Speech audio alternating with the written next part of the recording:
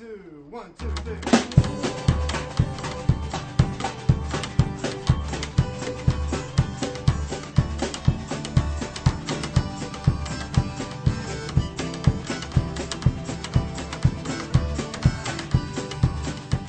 I'm David Foote, a member of the Democratic Socialists of America, an activist here in Ithaca, New York. I'm joined today by co-host and fellow DSA member Theresa Alt. Hello, Theresa. Hello. We're here to talk for a little while today with Assemblyperson Anna Kelles. Anna spent 5 years on the Tompkins County legislature between 2015 and 2020 before being elected to represent Assembly District 125, which covers Tompkins County and part of Cortland County. Anna, thanks for joining us. Thank you for having me. So we wanted to talk with you today a little bit about the New York State budget, how that process went, how the budget was decided, and what are some of the things that it includes. Mm-hmm. You were involved with the budget talks. We were able to see a little bit of it from some of our fellow activists who are in Albany to help advocate for different causes. A lot more of it went on behind closed doors.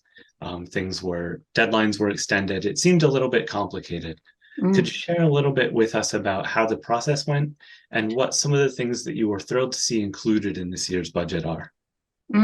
Okay, well, so complicated to say the least. I mean, the process itself is always complicated. It is over a 7,000 page budget. The process in New York State starts with the governor introducing her proposed budget, which happens typically sometime in January, although she has until, I think, February 1st. This was introduced around February 1st. So it was already pushed to as far out as it could go. Then legislators scramble to read as much of it as possible while simultaneously writing letters promoting their own budget priorities. They don't have to be obviously district specific, but state priorities. Like, for example, I was pushing a bill that I have been working on for years that would create operational funding for EMS services. I have a bill that works specifically on agrovoltaics, a center, because we are going to, as climate change happens, we're going to continue to have a tension between creating renewable energy infrastructure and being able to create food. What are agrovoltaics? So agrovoltaics is a system that combines both agriculture and solar panels on the same field. Right now we have a competition where it's either one or the other, and we don't really have a good system laid out. So there are cases where some farmers will have sheep grazing underneath the solar panels. Some have some beehives, some have some herbs that they're growing, but it isn't a truly economically sustainable model for farmers. It's still sort of one or the other because there isn't enough money that is made in the agriculture associated with the current solar structures. So the bill, which was actually funded, this is one of my wins in this year's budget, would create a center in partnership with Cornell to bring together scientists from plant science, agriculture, engineering, and even actually sociology and psychology, because there is a lot of emotion, a lot of tension around this issue, and there's a lot of outreach that needs to happen.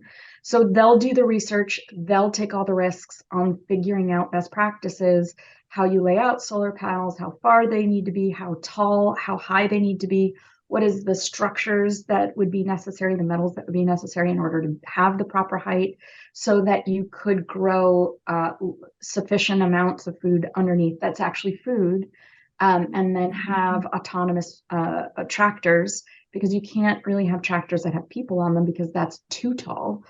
People's heads would be smacking into the solar panels. So there's a lot of technical aspects of it that need to be addressed.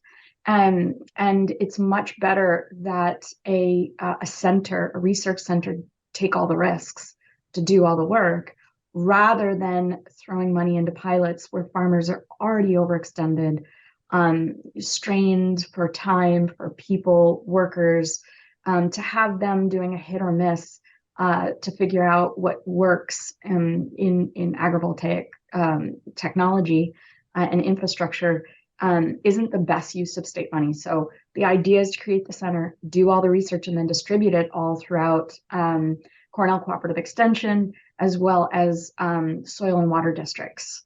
So that was one of the things that was funded. But regardless, so the process is that we all have initiatives. We write bills for some of them, or we just straight write letters, and we circulate them amongst each other to try and get others to sign on to our initiatives. It feels a bit like the Hunger Games, and it goes on for 2 or 3 weeks. We're all collecting signatures. We're all advocating for what we would like to see in the budget. And all of those signatures, those final letters, go into central staff in both the houses, in the Senate and the Assembly.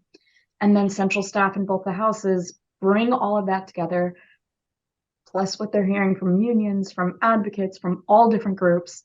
And they create from that the one house budget responses.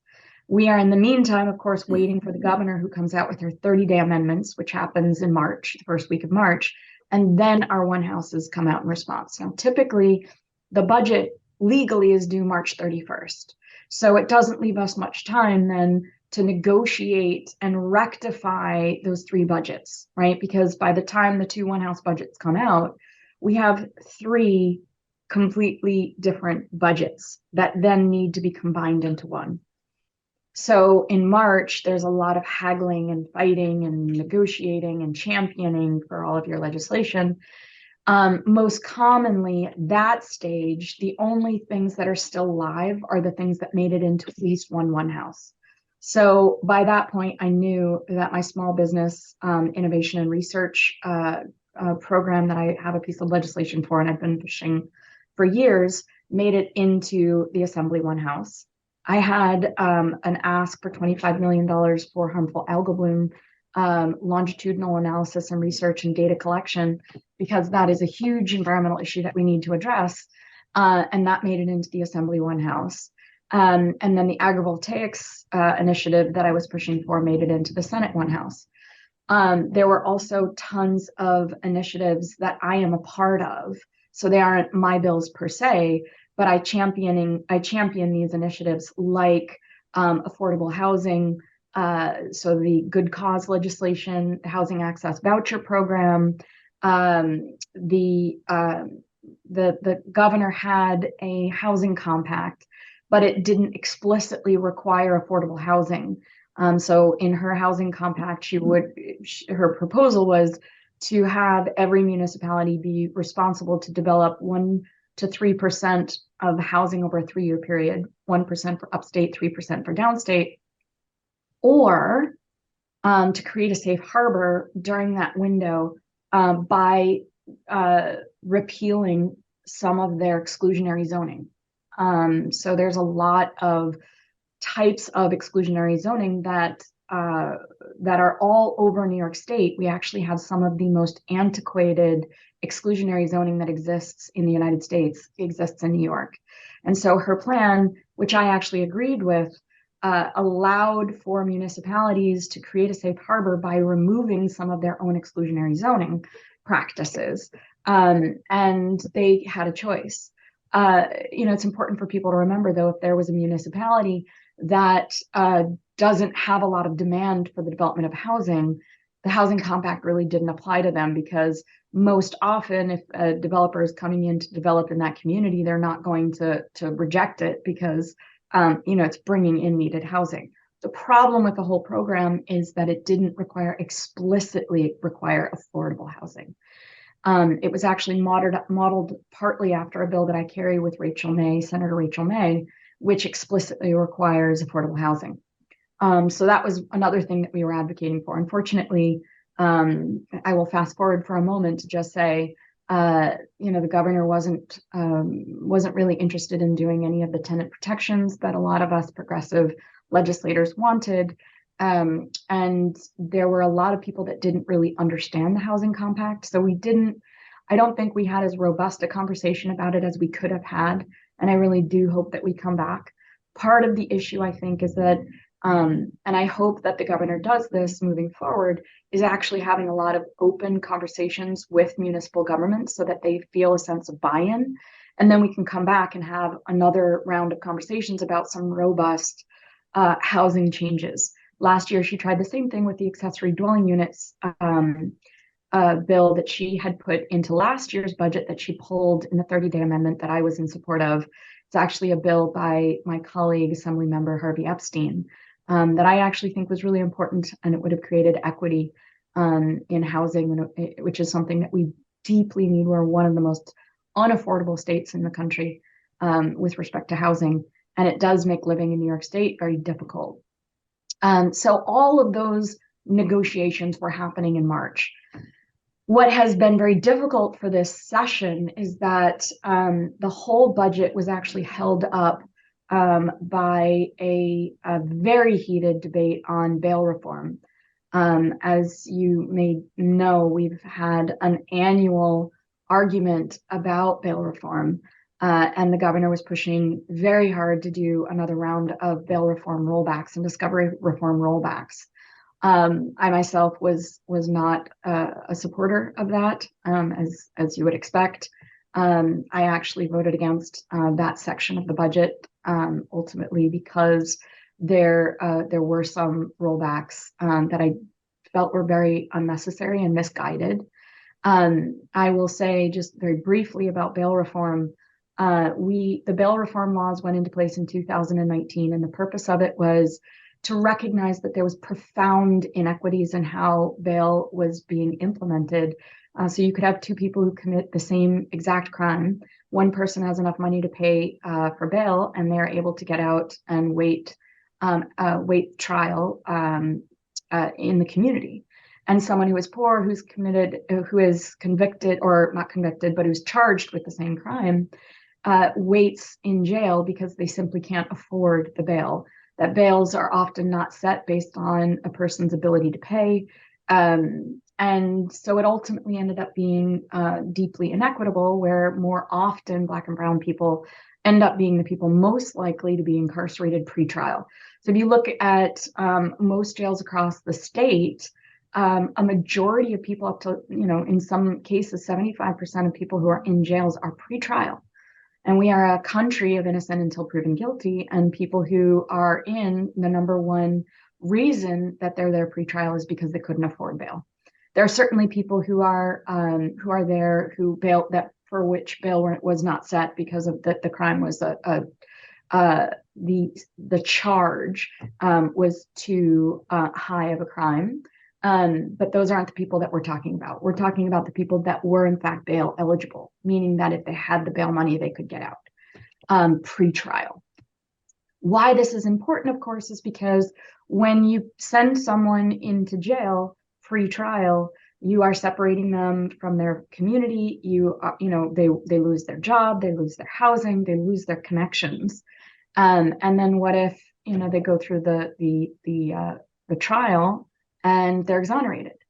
They could have sat in jail for years. So even if they are exonerated, they still have lost all their connections and all their infrastructure and have to start over again. And there are people who sit in jail and sit in prison for years pre-trial, which is another whole conversation. And the last thing, of course, that's really important is that when we looked at the data after bail reform was passed, so from 2019 up until the present, we had a presentation by the department, DCJS, the Department of Criminal Justice Services. My brain is so tired, I'm forgetting the names of the acronyms, but it's a state department. They do the data collection on the criminal justice system, and they found their own data, their own presentation to the state legislature. It is public, it is recorded, you can see it. It was a day-long presentation. It wasn't just DCJS, but theirs was the first big presentation, and they showed that since 2009, the re-arrest rates went down. That is the most significant piece of information. That shows that bail reform was working. And bail is supposed to be used to ensure that someone comes back to court for their trial or for their case. It should not be used as a punishment in and of itself. So the data showed that it was working. I'll just end by saying those of us who, study the science and saw that it was working were and are concerned because it was being used politically for the last couple of years. And it was one of the main reasons that a lot of the Democrats lost their seats in this last election, as the excuse or the reason for the increase in crime that we've seen over the last couple of years. But anyone who studies science at all, and as an epidemiologist, I'm very particular about this, the biggest cause of the increase in crime, which we have had over the last couple of years, is COVID. What has COVID caused? It has caused social isolation. It has caused economic destabilization. It has caused loss of stable housing, increase in mental health issues, increase in domestic violence, right? All of these things that we know are highly correlated with crime. So we're fixing the wrong problem. We're fixing something that isn't a problem. Yeah, and I remember seeing that that this increase in crime happened everywhere in the country.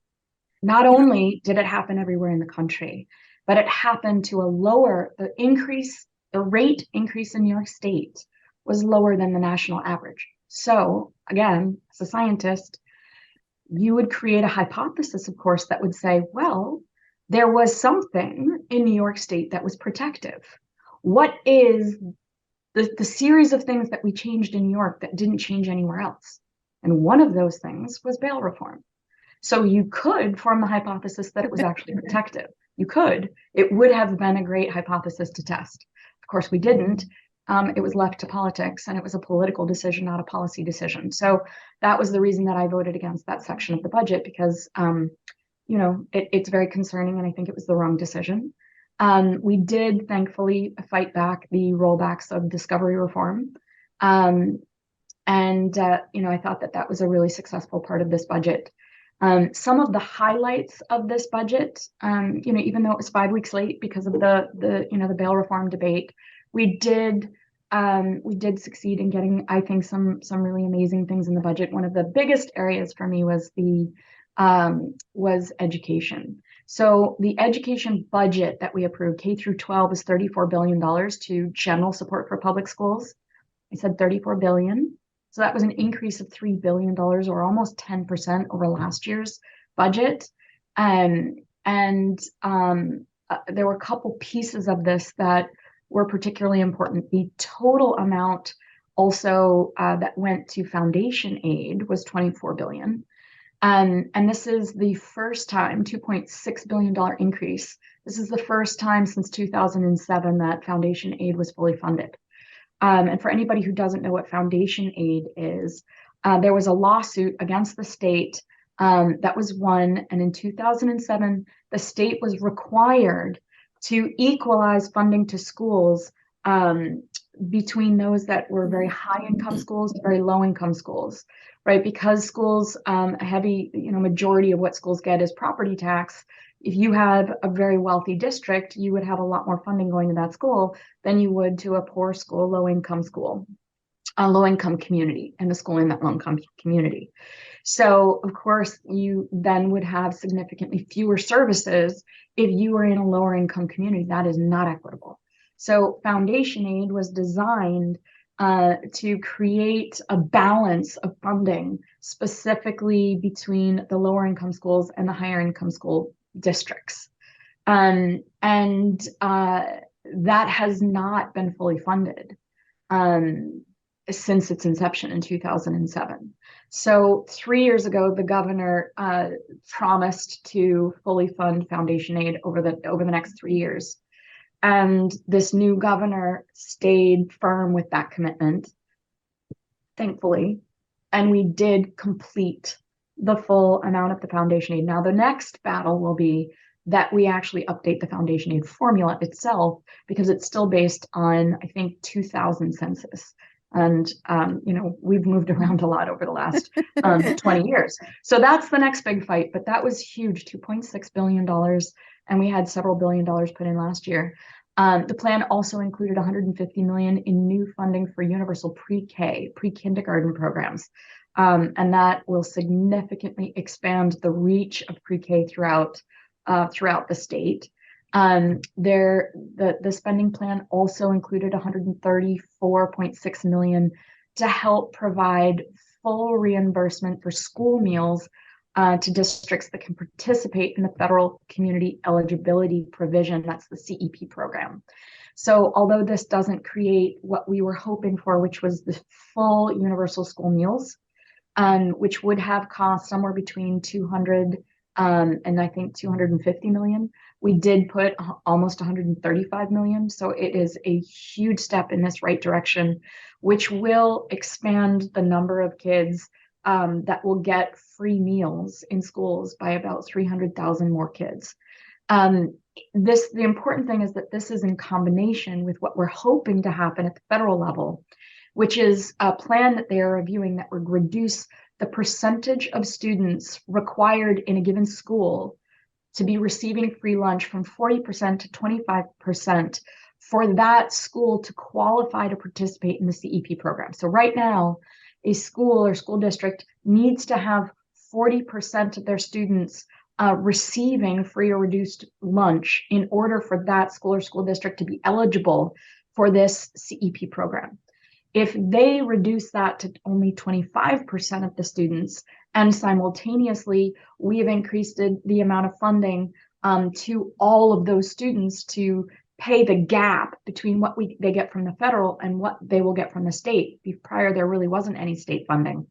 It will cover most of the state, which is huge.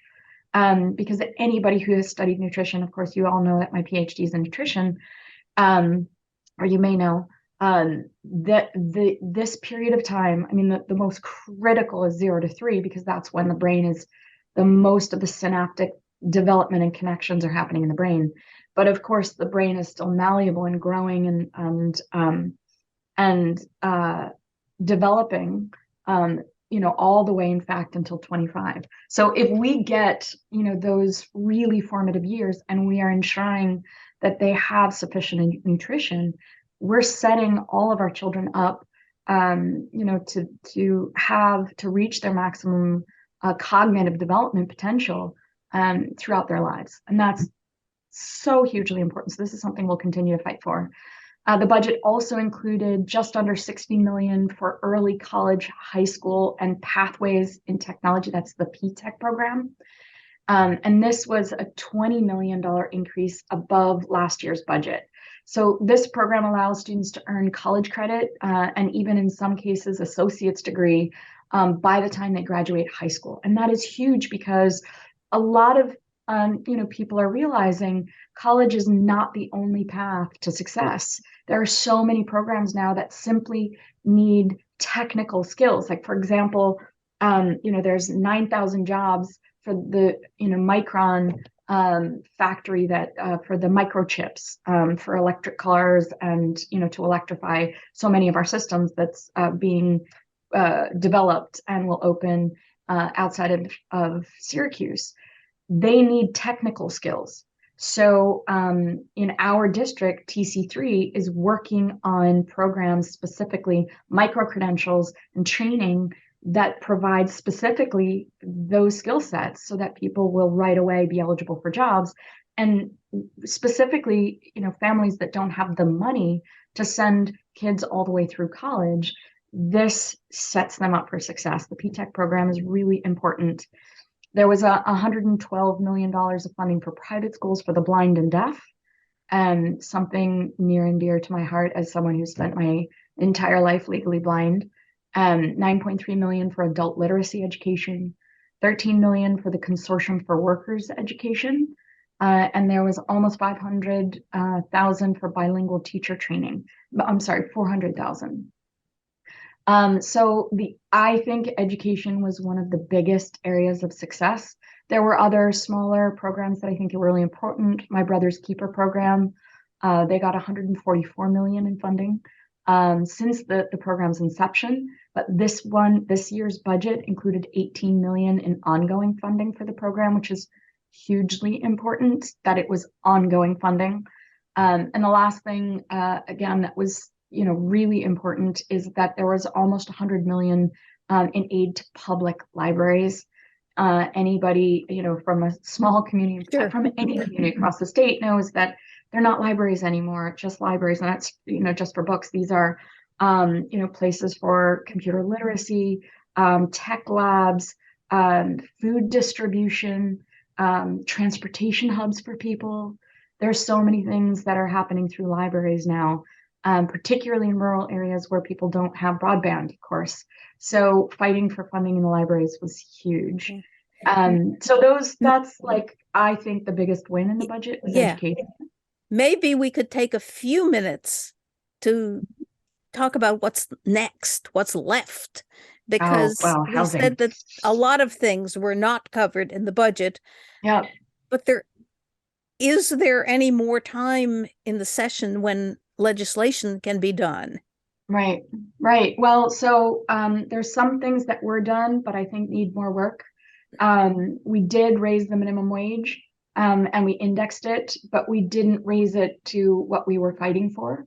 So we're going to have to keep fighting to raise the minimum wage. But the fact that it is indexed now is huge. Of course, we won't have to keep going back to fight to get the cost of living adjustments. We did fight really hard for money for nursing homes. They need to have their Medicaid reimbursement rate increased. We got about 40% of what they needed. I'm hugely concerned that some of them will be closing. A lot of them will be closing across the state. That is something we're going to have to revisit, but we won't be able to do that until next year.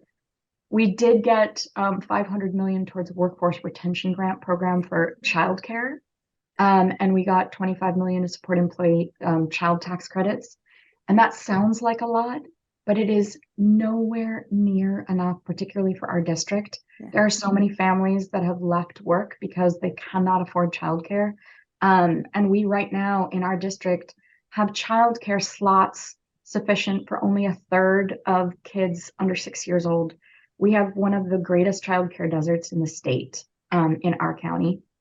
Housing, was a bit of a disaster in this budget. I was very frustrated about it. We are going to have to come back. There are those of us who are fighting really hard to get good cause, because that will create, people don't understand it. They think it's an anti-eviction bill. I would say a lot of people, in the landlord and, real estate world talk about it as another, eviction bill.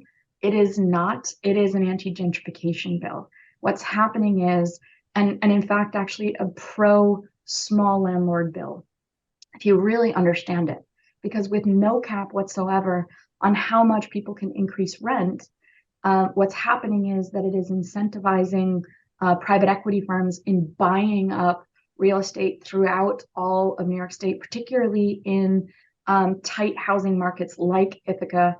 In our district, the city of Ithaca is one of the most expensive places to live in the state and even in the country. So, it is a place where private equity firms are coming in. In New York City, it's huge. Syracuse, Rochester, Buffalo, Albany, all the big cities. And if we put a cap on how much in any 1 year they can increase rent, then it takes away the incentive of this endless amount of rent increases that that landlords can demand at the end of a lease. When a lease runs out at the end of a year, we're seeing rent increases of $1,000 a month, $1,500 a month, $2,000 a month. I have people who've seen rent increases in New York City, for example, of $2,500 increase on top of their existing rent. So the bill does not restrict landlords from being able to provide for themselves. It allows for a 1.5%, 1.5 times the CPI, Consumer Price Index increase. So we're looking at like somewhere between around 10 to even up to like 13% increase in a given year. Well, that could be pretty devastating. It could be, but we're allowing even up to that, right? Because we have to allow for them to adjust for cost of living. We recognize it. We attached it to the Consumer Price Index, recognizing that they also have to adjust for inflation. We acknowledge that, but it puts a cap, and that's the most important. So there is a balance that needs to happen. And the other thing, that's really important, of course, for landlords to understand, because it's being completely misinterpreted and I think mismessaged, is that if a landlord needs to put a roof on because the roof is caving in, they can put a roof on and adjust the rent accordingly. If they get brought to court and they have that paperwork to show it, that is justified. So the reason I bring that up is because this is not an unreasonable bill. It is not an anti-landlord bill. It is also not an anti-eviction bill.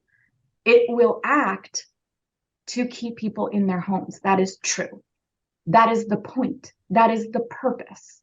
And it is created to improve the affordability of housing. But it is rational and practical.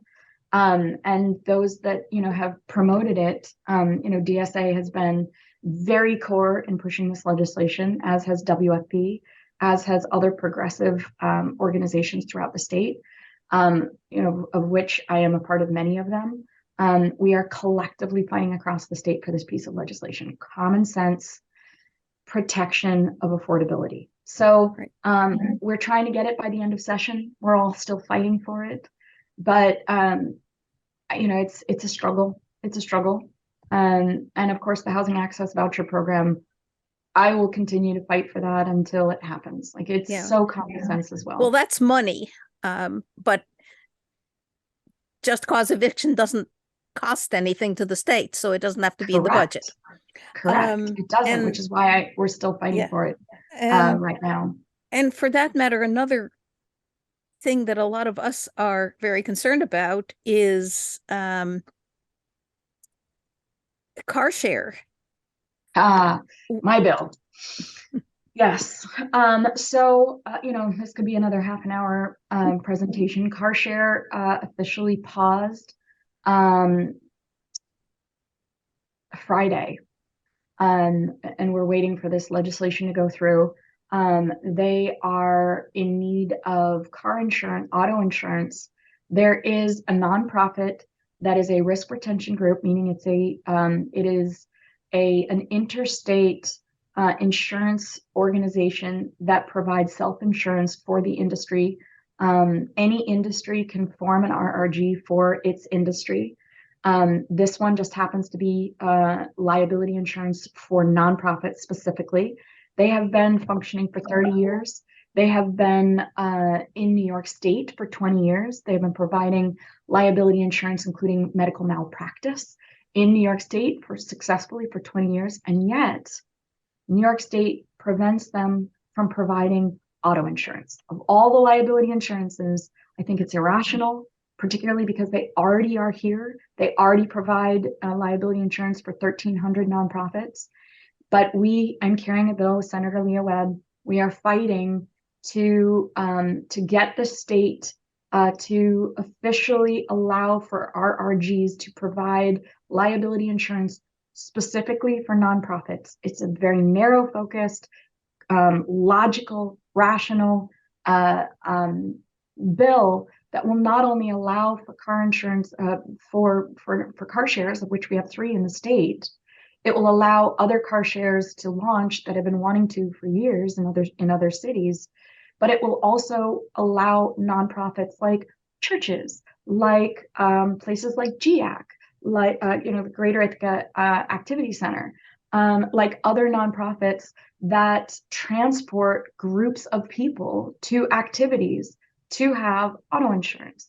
So it's for all nonprofits. This won't just benefit Ithaca CarShare. But again, it's still narrow just for nonprofits. If we don't pass this, and I have communicated this to the Attorney General, to the Department of Financial Services, to the governor, I am fighting it. I'm not taking no for an answer. I'm still waiting to see. The Assembly is the holdout right now. So I'm fighting, tooth and nail here. That if we do not pass this, the state will get sued. The Alliance for Nonprofit Insurance, which is the nonprofit that is the risk retention group that provides auto insurance for car shares throughout the entire country, successfully in 49 other states, successfully sued in Nevada for a very analogous reason, and they won. So if we do not move forward with this, we are looking at a lawsuit that we will most likely lose. So what I'm saying is, help me help you pass this bill. I will, not only will we allow for car shares to continue, but we will protect you from getting sued. So that is our argument. We're pushing really hard. There's never a guarantee, but I was told once already last week, no. And I said politely, no to your no. Please, go back to the drawing board, because I don't think that this is correct. This analysis is correct. I gave them all of my data. I went to the, sort of senior leadership, and I'm now working with them. So keep your fingers crossed. We're doing everything that we can. More than anything, we need everyone to call, call leadership in the assembly, call the governor, let them know how important CarShare is to you. We have over 1,800 members using Ithaca CarShare. Yes. These are people who are low income, can't afford a car, seniors, who are sharing a car because they're not using it as much, who now don't have access to transportation. And I called. To hear it. I made a phone call to Hasty today. Yeah. Thank you. And hopefully everyone else. I rely on CarShare. So your story is important. Yeah. Well, thank you, Anna, for sharing all of this with us.